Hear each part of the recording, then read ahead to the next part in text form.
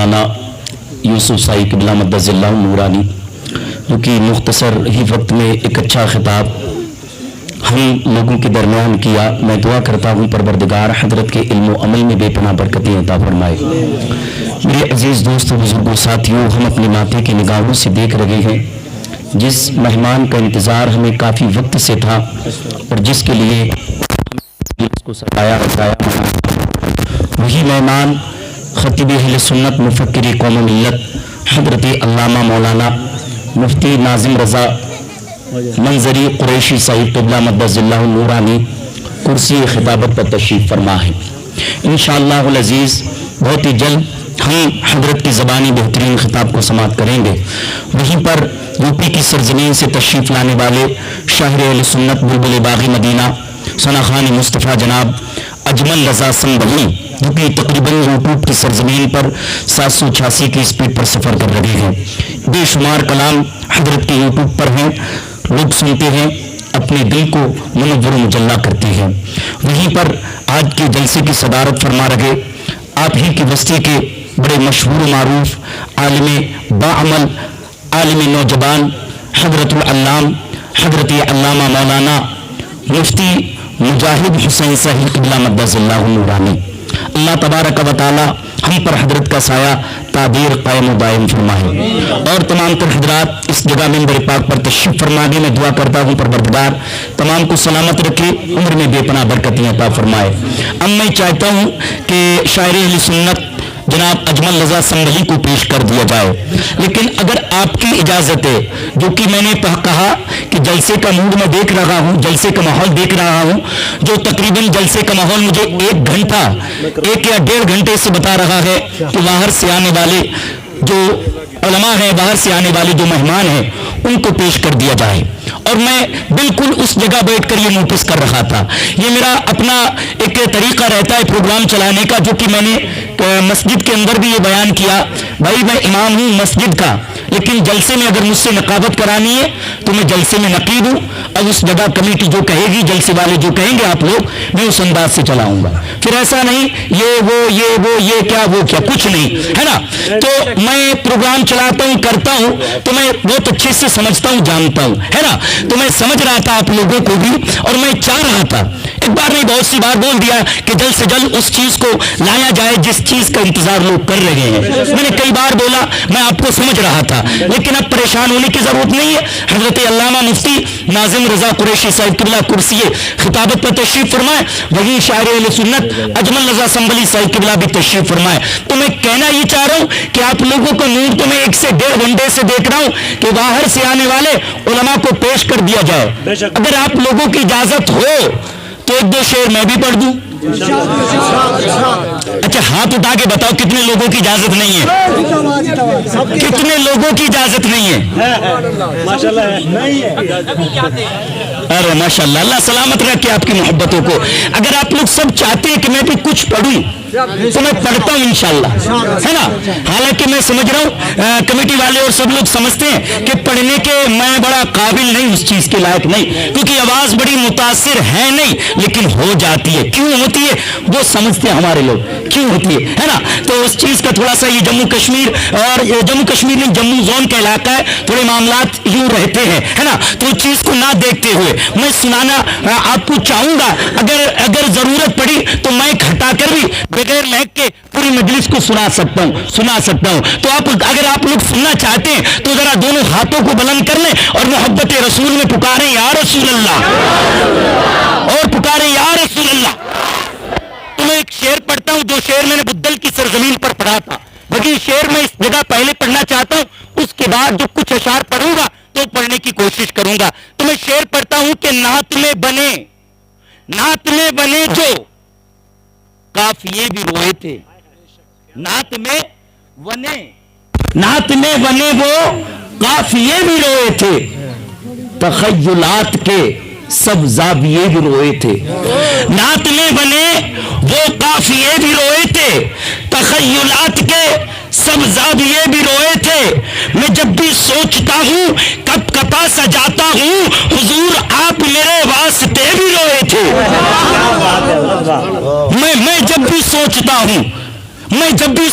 ہوں کب کپا سا جاتا ہوں، میں جب بھی سوچتا ہوں کب کپا سا جاتا ہوں، حضور آپ میرے واسطے بھی روئے تھے، میں جب بھی سوچتا ہوں کب کپا سا جاتا ہوں، حضور آپ میرے واسطے بھی روئے تھے۔ میں ایک شعر اور پڑھتا ہوں کہ درودوں کا مدینے میں جو تحفہ بھیج دیتا ہے، درودوں کا مدینے میں جو تحفہ بھیج دیتا ہے، استقبال مصرے کا ہونا چاہیے۔ اب جو پڑھ رہا ہوں شعر مکمل ہو، آپ لوگ استقبال کریں گے تب کچھ سنانے کی کوشش میں کروں گا، ورنہ تو صبح سے شام تک، جمعہ سے لے کے جمعہ تک سناتا رہتا ہوں آپ لوگوں کو۔ تو میں پڑھ رہا تھا کہ درودوں کا مدینے میں، ماشاءاللہ صدر صاحب قبلہ اللہ سلامت رکھے، آپ کے اس نذرانے کو قبول فرمائے۔ یہ صدر ہیں آپ کی قوم، مطلب مسجد کے صدر ہیں، آپ لوگوں کے معزز انسان ہے جس کو آپ نے چنا ہے نا۔ تو میں سمجھتا ہوں صدر صاحب نے نوازا ہے تو میں تم سے یہ نہیں کہوں گا کہ آپ لوگ بھی نوازو گے، لیکن دعاؤں سے ضرور نوازنا۔ ماشاءاللہ اللہ سلامت رکھے، قبول فرمائے اس نذرانے کو، ایسا کریں آپ ہی پکڑ لیں اس کے لیے۔ تو میں پڑھ رہا تھا کہ درودوں کا مدینے میں جو تحفہ بھیج دیتا ہے، درودوں کا مدینے میں جو تحفہ بھیج دیتا ہے، خدا اس کی حفاظت کو فرشتہ بھیج دیتا ہے۔ درودوں کا مدینے میں جو تحفہ بھیج دیتا ہے، خدا اس کی حفاظت کو فرشتہ بھیج دیتا ہے، خدا اس کی حفاظت کو فرشتہ بھیج دیتا ہے۔ اور ہمیں اجمیر سے بھیجے مدینہ تو تعجب کیا، انا ساغر بلانے کو جو کاسا بھیج دیتا ہے۔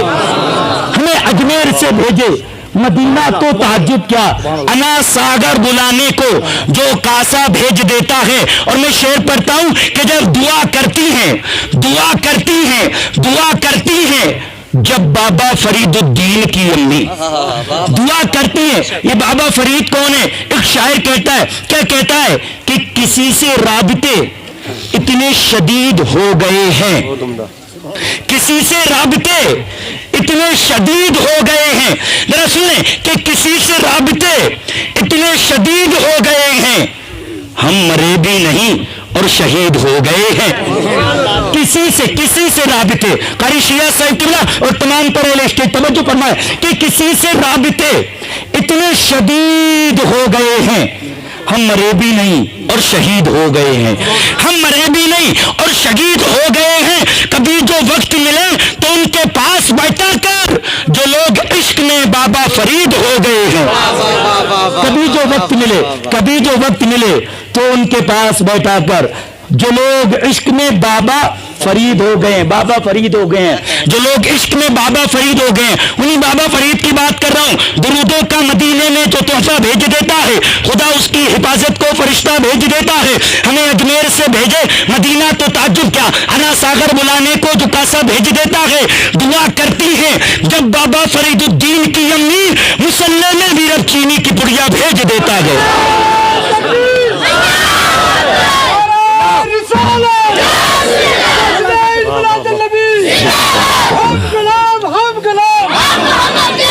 دعا کرتی ہیں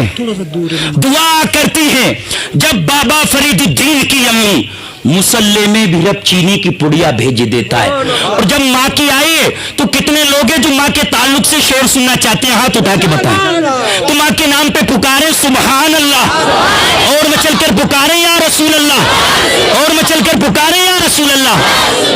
شعر سننے کے ماں کے نام سے بڑھ کر اور نام کیا ہوگا، ماں کے نام سے بڑھ کر اور نام کیا ہوگا، اور اس نام کا ہم سے بھلا احترام کیا ہوگا۔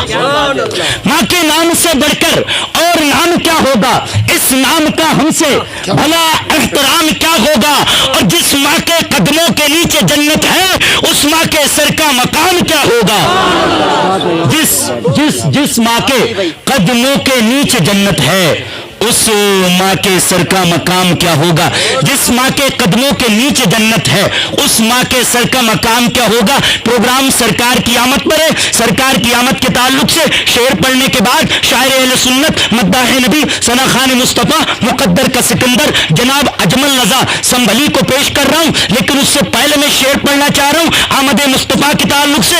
آپ بھی اپنے آقا و مولا کو پکاریں اور بولیں یا رسول اللہ، کہ دیواروں در سجاؤ سرکار آ رہے ہیں، دیواروں در سجاؤ، دیواروں در سجاؤ سرکار آ رہے ہیں, مل کر خوشی مناؤ سرکار آ رہے ہیں.